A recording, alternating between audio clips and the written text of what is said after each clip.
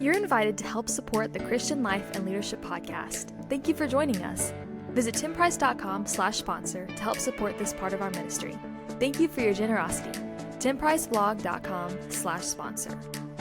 Hey everybody, this is Tim with the Christian Life and Leadership Podcast, talking today about the strength of servant leadership. Before we jump in, I just want to say thanks for being a part of our podcast community, Tim Price Blog. You can search on Facebook or timpriceblog.com. Also want to share a new resource through our worship ministry, Worship Leader Toolbox Podcast, and the website is worshipleadertoolbox.com.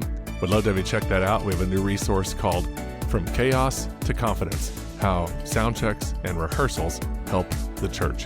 So we want to make sure that we're doing well in that arena, and you can take a look at that free download on the website, worshipleadertoolbox.com.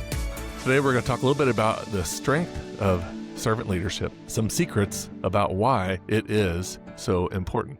And the things that Jesus taught us so long ago have been in place for all these centuries, with a lot of people writing about it, a lot of people trying to emulate it, a lot of people talking about it. So we just want to take a look today, based on an old book I read recently, about why servant leadership is so powerful. Well, servant leadership means leading from a place of humility. It's a posture of asking, how can I help?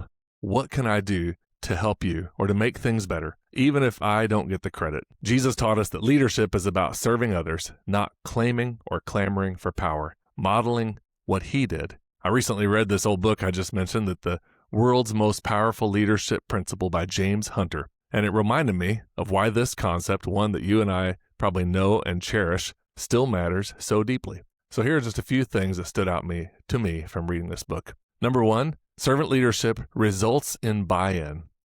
It's been said that once people buy into the leader, they will also buy into whatever mission the leader is leading. I think this is why the disciples continued to follow Jesus after his death and resurrection. They trusted him. One of his final acts was modeling a servant's heart toward them through the washing of their feet, and it made all the difference. Trust precedes influence. Well, number two is servant leadership gets the job done. Being a servant leader and getting the job accomplished are not mutually exclusive. In fact, leaders who have a genuine heart for people and the mission are often able to accomplish far more in the long run. Servant leadership requires comfort with both truth and grace, walking the line between accomplishing tasks and building deep relationships. Leaders who grow in both of these areas make a lasting difference wherever they serve. I do think it's interesting that sometimes we begin to think that if we are going to be a servant leader and to take on whatever we can take on, to help wherever we can help, to do whatever we can do, how in the world are we ever going to empower others or turn things over to others or get things accomplished instead of just working ourselves to the bone, trying to figure out all the little pieces and bits. And so I like the idea from this book that we are called to be servants, just as Jesus was, to love our people and to make a lasting difference in their lives. What that means is that we show them that we aren't self-seeking. And as we live that way, as we serve that way in our teams, our ministries, our staff, our employees, our families, then we are able to make that kind of modeling how it builds the culture for everyone who is working with us, serving with us, living in our lives. So I think it's awesome to think that excellence and servant leadership don't have to be one or the other. In fact, the more you serve as a servant leader with the heart of serving as Jesus had, the more excellent and effective it's going to be. Well, here is number three. Servant leadership gets us out of the me first mode. If you're going to think of only yourself, as the author of this book said, please don't step in to leadership serving roles. According to Hunter, there are roles that require only you, like sailing around the world or other solo endeavors. But anyone who desires to be a servant leader must have a heart for others and find joy in serving them. There's something powerful about watching others become fulfilled in their calling, succeeding because you helped create the environment for that to happen. It's a powerful thought that servant leadership would help us get out of the me first mindset.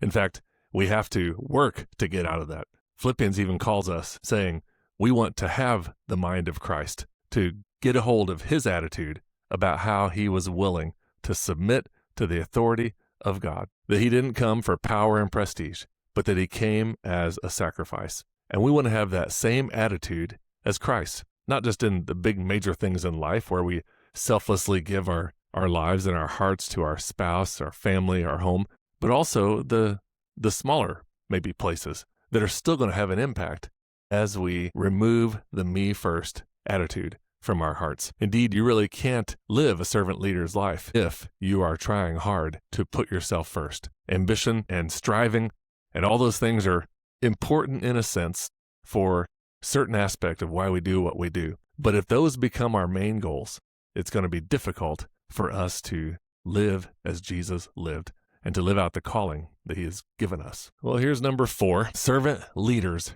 are made. It's the age-old question, are leaders born or are they developed? And when it comes to servant leadership, the answer is clear. A servant leader's heart must be cultivated. It requires time, maturity, and wisdom, and it often runs opposite, as I've already mentioned, of our natural instincts. If you want to become a servant leader, you definitely can. It starts by being in God's Word, praying for a servant's heart, and then practicing what servant leaders actually do. You don't have to announce the change. It's probably even better if you don't. You let your actions speak. Over time, they'll prove your motive and your desire. Well, here's number 5. It's the big difference between satisfiers and motivators. Job satisfiers are the basic things that help people stay in a role and expend at least the minimum effort. Things like wages and benefits and working conditions, policies. Motivators are what inspire people to bring more energy, creativity, and commitment. Motivators include recognition, praise, appreciation, opportunities for growth, challenge of meaningful work, and a sense of purpose. And servant leaders lean into motivators. They praise others, give credit away, help people succeed, and celebrate progress along the way.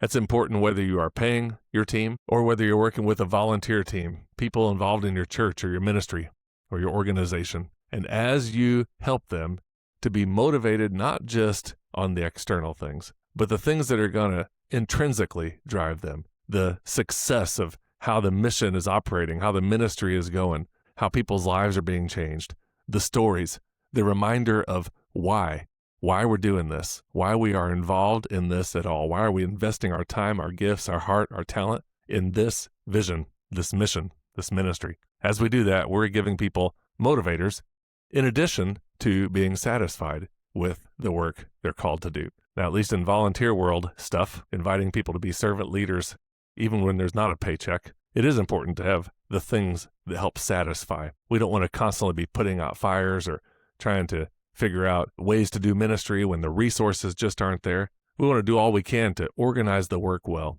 to provide what is needed, to have everything in place so that when people come in, they're not just spinning their wheels, but they're investing what they are able to invest, the gifts they have, the things they can do to really make a difference right then and right there, serving others. Part of that culture and motivation comes from the leader, imitating, modeling, showing how Jesus did it. Even if we're not perfect, we can strive to do our best.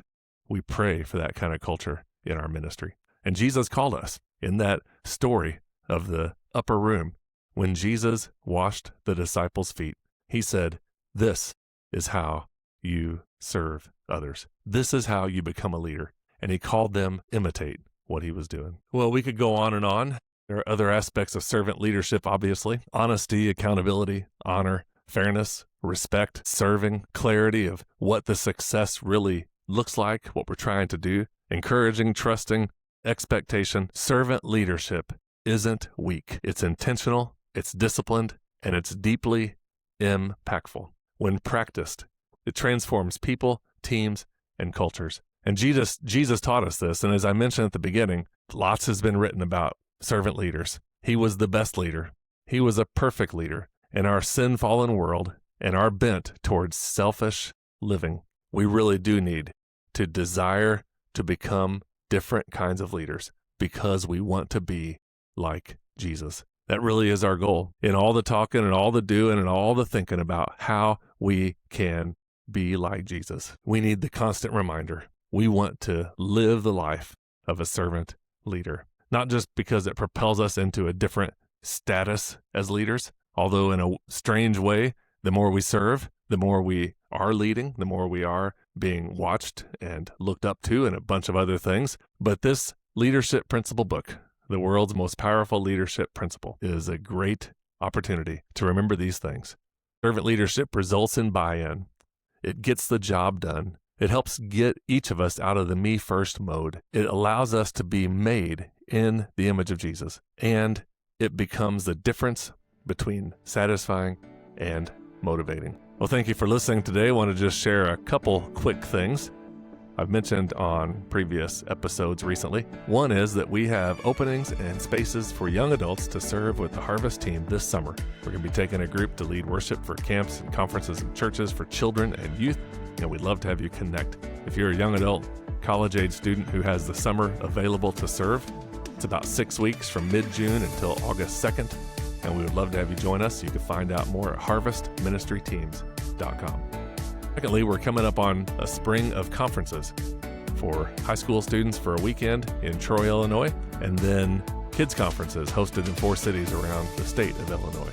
And we would love to have you bring your grade school kids from your church to take part in a kids conference through Harvest Ministry. You can find out more at kidsconference.org. And then one final thing I mentioned at the top. If you are serving a worship ministry as a worship leader or a team member, vocalist, tech, or instrumentalist, we'd love to have you take a look at another resource and website that we have, worshipleadertoolbox.com. There you'll find at the bottom of the main page there a new resource that you can download for free called From Chaos to Confidence, How Sound Checks and Rehearsals Can Truly Serve the Church.